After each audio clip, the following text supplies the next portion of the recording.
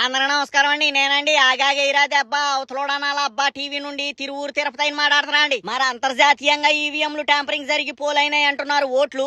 ఈ రోజు మనం డిస్కస్ చేయబోతుంది గతంలో డిఎస్సి కింద భర్తీ చేసిన పోస్టులు. ఇక గతంలో 2014 డిఎస్సి నోటిఫికేషన్ ద్వారా మన బాబోరు భర్తీ చేసిన పోస్టుల సంఖ్య 9061 అండి. ఇక 2019లో జగన్ గారి ప్రమాణ స్వీకారం జరిగాక ప్రత్యేక డిఎస్సి నోటిఫికేషన్ కింద test come teachers recruitment basis కింద భర్తీ చేసిన పోస్టుల సంఖ్య 602 అండి. ఇక ఎన్నికల ముందు బాబోరు 2018 డిఎస్సి నోటిఫికేషన్ ఇచ్చి భర్తీ చేయకుండా ఆపిన 7902 పోస్టులకు గాను జగన్ గారు వచ్చాక ఆయన హయాంలో సెప్టెంబర్ 2020లో 3524 పోస్టులు భర్తీ చేశారండి. తర్వాత రెండో విడత కింద మరికొన్ని పోస్టులు భర్తీ చేశారండి. ఇక గతంలో 2008 డిఎస్సి నోటిఫికేషన్ ద్వారా ఎంపికైన వారికి జూన్ 2021లో దాదాపుగా 1910 పోస్టుల వరకు జగన్ గారే భర్తీ చేశారండి. ఇక 2022లో స్పెషల్ రిక్రూట్మెంట్ డ్రైవ్ కింద ఫిజికల్లీ డిజేబుల్ కోటా బేసిస్ లో 507 పోస్టుల దాకా భర్తీ చేశారండి. ఇక ఆ తర్వాత పాదయాత్రలో ఇచ్చిన మాట ప్రకారం 1998 డిఎస్సి నోటిఫికేషన్ ద్వారా ఎంపికైన 4534 మందికి మార్చి 15, 2023లో పోస్టులు భర్తీ చేస్తున్నట్టు ఉత్తర్వులు జారీ చేశారండి.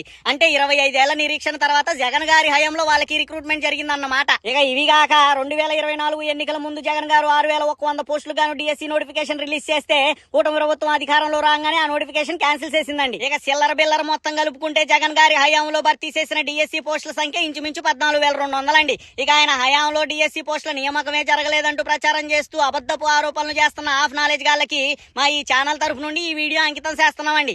ఉంటాండి మరి. వేసేసాడు, బాగా వేసేసాడు.